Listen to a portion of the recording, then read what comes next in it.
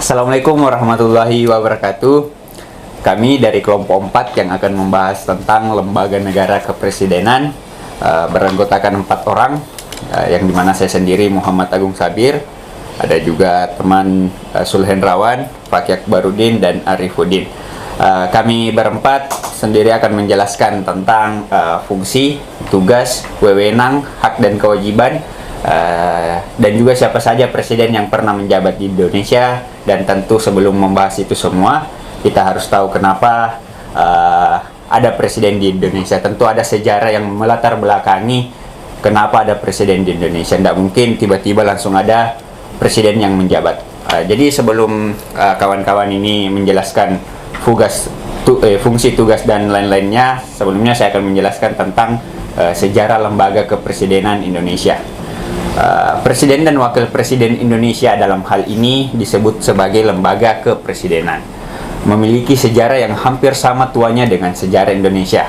Kenapa dikatakan hampir sama? Sebab pada saat proklamasi 17 Agustus 1945, bangsa Indonesia belum memiliki pemerintahan. Dan barulah sehari kemudian, tepat pada 18 Agustus 1945, Indonesia memiliki konstitusi yang menjadi dasar untuk mengatur pemerintahan, yakni Undang-Undang Dasar 1945, dan lembaga kepresidenan yang memimpin seluruh bangsa. Dari titik inilah perjalanan lembaga kepresidenan yang bersejarah dimulai.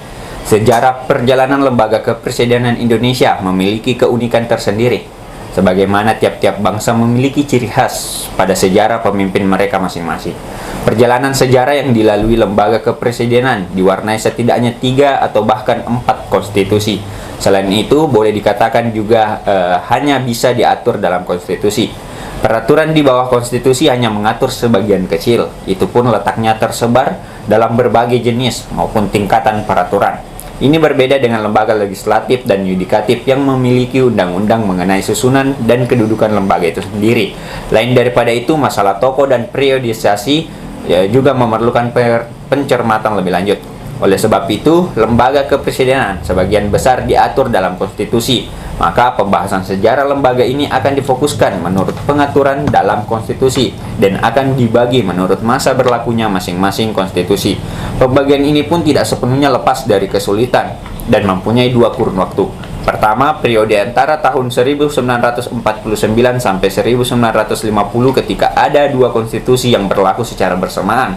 Kedua, antara 1999 sampai 2002 ketika konstitusi malah mengalami pembongkaran ulang.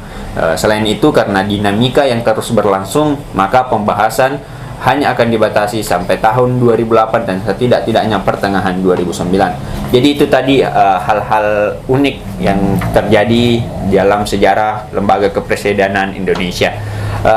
Berikutnya mungkin akan dijelaskan oleh saudara Fakih Akbarudin tentang apa sih fungsi presiden, kenapa presiden harus hadir di Indonesia dan apa fungsinya. Saya persilakan kepada saudara Fakih Akbarudin.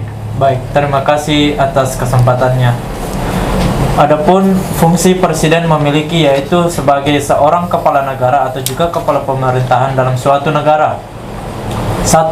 Sebagai seorang presiden ada banyak tugas yang harus diselesaikan untuk merealisasikan fungsi dari jabatan presiden tersebut.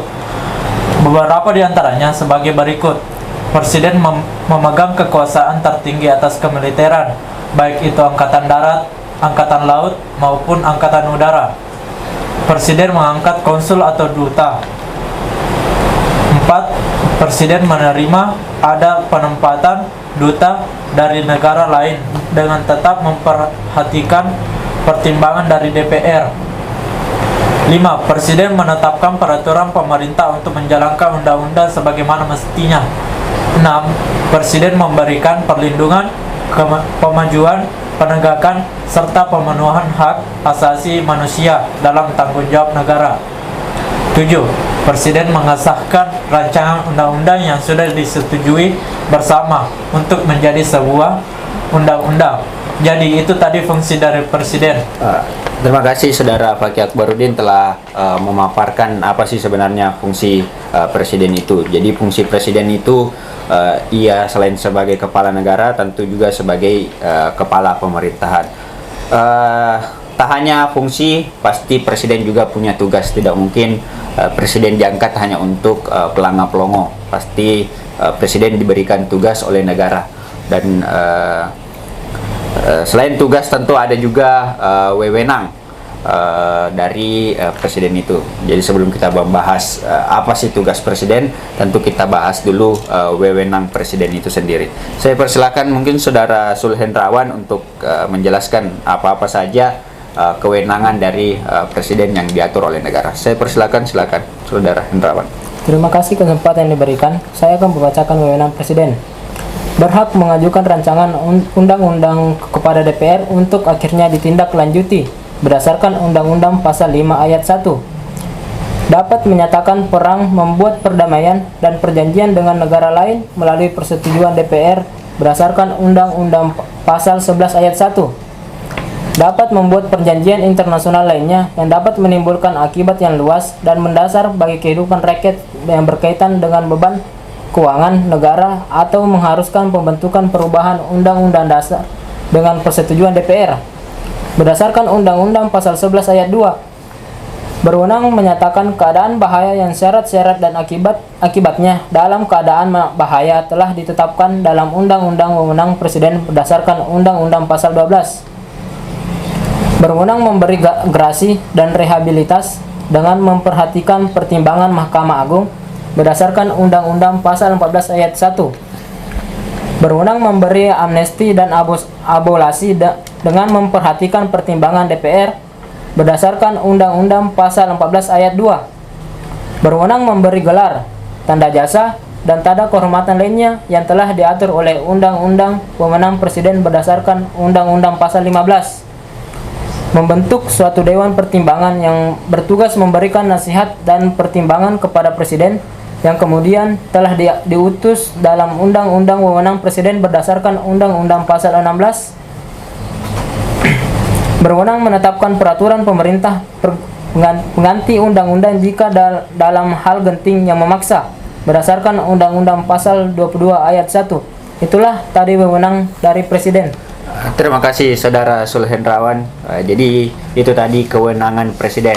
Setelah diberi kewenangan dan tadi ada fungsi yang diatur, tentu presiden memiliki tugas-tugas yang seperti yang tadi saya bahas. Saya persilakan kepada Saudara Fakih Akbarudin untuk menjelaskan apa-apa saja tugas presiden. Baik, saya akan menjelaskan tugas presiden. Tugas presiden yang pertama ialah sebagai kepala negara. Adapun bagian-bagian dari tugas presiden sebagai kepala negara yaitu memegang kekuasaan tertinggi atas angkatan darat, angkatan laut, dan angkatan udara berdasarkan Undang-Undang Pasal 10. 2. Presiden memilih dan memutuskan pengangkatan duta dan konsul berdasarkan Undang-Undang Pasal 13 Ayat 1. 3. Menerima dan menempatkan duta negara lain dengan memerhatikan pertimbangan dari Dewan Perwakilan Rakyat atau DPR berdasarkan Undang-Undang Pasal 13 Ayat 1. 2. Tugas presiden sebagai kepala pemerintahan. Yang pertama ialah memegang kekuasaan pemerintahan berdasarkan Undang-Undang Dasar Pasal 4 Ayat 1. 2. Menetapkan peraturan pemerintahan untuk menjalankan undang-undang sebagaimana mestinya berdasarkan Undang-Undang Pasal 3 Ayat 2. Mengangkat dan memberhentikan para menteri berdasarkan Undang-Undang Pasal 17 Ayat 2. 4. Mengesahkan rancangan undang-undang yang telah disetujui bersama untuk menjadi undang-undang berdasarkan Undang-Undang Pasal 2 Ayat 4. 5. Merancang undang-undang, anggaran, pendapatan dan belanja negara atau APBN yang kemudian diajukan presiden untuk dibahas bersama DPR dengan memperhatikan pertimbangan DPD berdasarkan Undang-Undang Pasal 23 Ayat 2.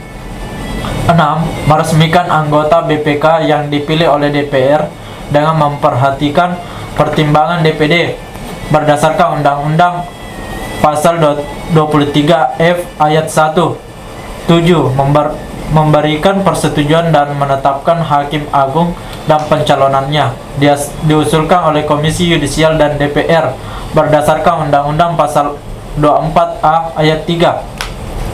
8. Mengangkat dan memberhentikan anggota yudisial dengan persetujuan DPR berdasarkan Undang-Undang Pasal 24B Ayat 3. 9. Menetapkan anggota Hakim Konstitusi di MK yang diajukan oleh MA, DPR, dan Presiden berdasarkan Undang-Undang Pasal 24C Ayat 3.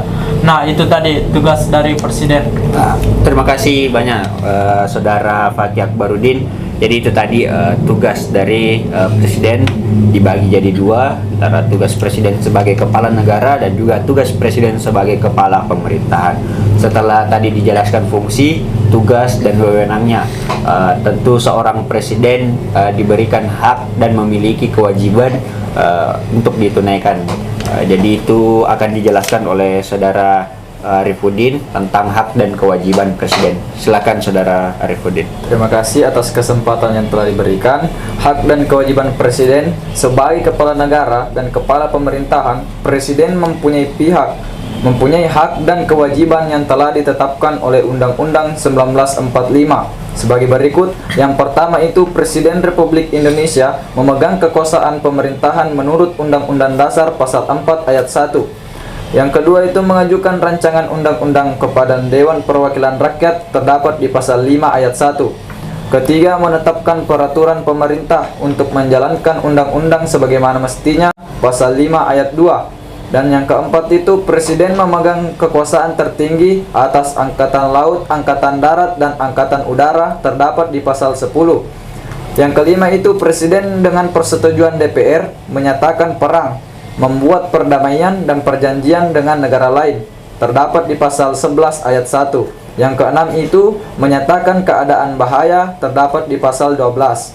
Yang ketujuh itu, mengangkat konsul dan duta atas pertimbangan DPR terdapat di Pasal 13 Ayat 1. Yang kedelapan, Presiden memberi grasi dan rehabilitasi dengan memperhatikan pertimbangan Mahkamah Agung terdapat di Pasal 14 Ayat 1. Yang kesembilan itu, Presiden memberi amnesti dan abolisi dengan memperhatikan pertimbangan Dewan Perwakilan Rakyat terdapat di Pasal 14 Ayat 2. Yang kesepuluh itu, Presiden memberi gelar, tanda jasa, dan lain-lain tanda kehormatan terdapat di Pasal 15.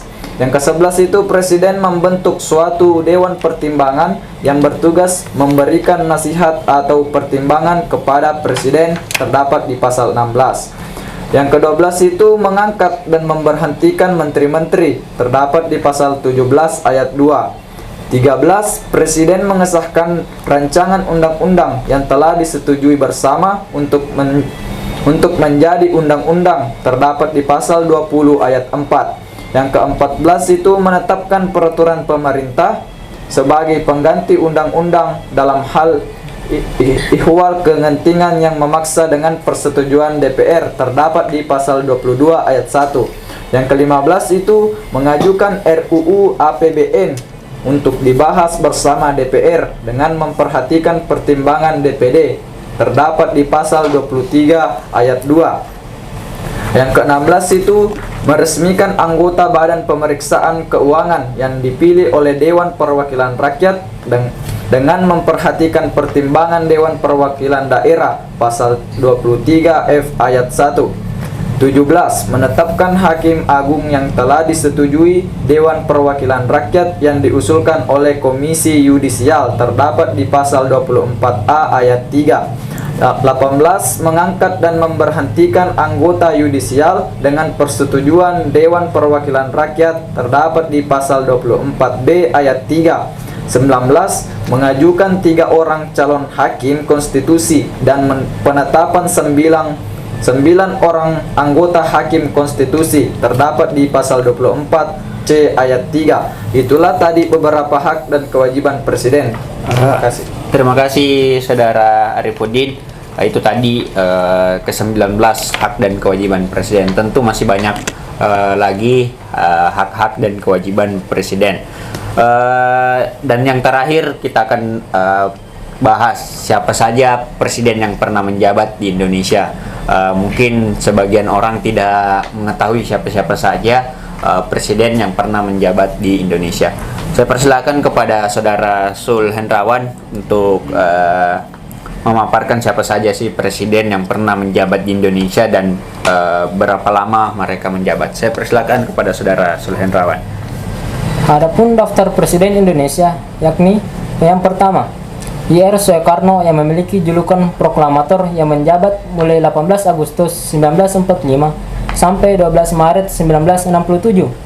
Kedua, Soeharto yang memiliki julukan Bapak Pembangunan dan sebagai presiden terlama yang mulai menjabat 12 Maret 1967 dan berhenti pada 21 Mei 1998. Ketiga, B.J. Habibie, putra terbaik Parepare yang memiliki julukan Bapak Teknologi dan menjabat paling sebentar, yakni mulai tanggal 21 Mei 1998 sampai 20 Oktober 1999. Keempat, Abdurrahman Wahid yang sangat ikonik dengan memiliki julukan sebagai Bapak Pluralisme dan menjabat mulai 20 Oktober 1999 sampai 23 Juli 2021. Yang kelima, Megawati Soekarno Putri, satu-satunya presiden wanita Indonesia yang menjabat mulai 23 Juli 2021 sampai dengan 20 Oktober 2024. Yang keenam, Susilo Bambang Yudhoyono, dikenal dengan basic militernya, dijuluki Bapak Pertahanan yang menjabat 2 periode di era demokrasi, yakni mulai tanggal 20 Oktober 2024 sampai dengan 20 Oktober 2014. Yang terakhir, 7. Joko Widodo yang akrab dengan sapaan Jokowi juga menjabat 2 periode seperti SBY yang dimulai pada 20 Oktober 2014 hingga saat ini dan akan berakhir pada tahun 2024. Itulah ketujuh presiden Indonesia. Terima kasih Saudara Soleh Hendrawan. Mungkin ada tadi teman-teman sedikit kekeliruan bahwa Megawati itu mulai menjabat pada 23 Juli 2001 bukan 2021 ya.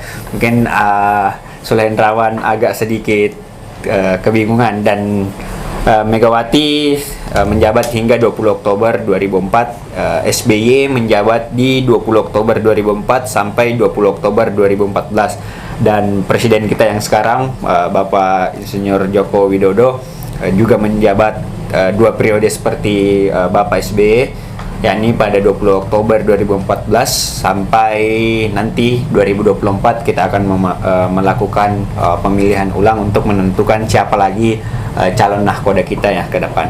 Dan insya Allah nanti di 2024 kita akan memilih siapa presiden terbaik yang akan menjalankan fungsi, tugas, wewenang, hak dan kewajiban yang sesuai tadi kita jelaskan secara baik dan secara amanah. Itu tentu harapan kita akan terjadi di 2024. Terima kasih kami dari kelompok 4 yang membahas tentang lembaga negara kepresidenan mengucapkan banyak terima kasih. Wassalamualaikum warahmatullahi wabarakatuh.